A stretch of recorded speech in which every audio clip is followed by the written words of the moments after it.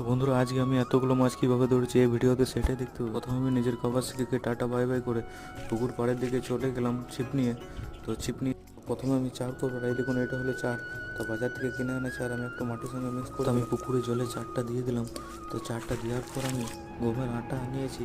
তো গমের আটার আমি টোপ করবো। আর এই দেখুন টোপ আমি লাগিয়ে নিয়েছি একদম ছোট। আর টোপ লাগাবার মধ্যে দেখুন একটা বড়, কত বড় মাছ আমার ফেসে গেছে।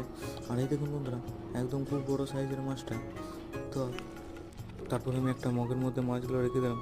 তারপরে দেখছি আবার একটা মাছ আমার খেয়েছিল, আবার একটা মাছ পেলাম। তো মাছ আমি এইভাবে অনেক কটাই পেয়ে গেলাম। তো দেখুন বন্ধুরা, আমার কতগুলো মাছ হয়ে গেছে।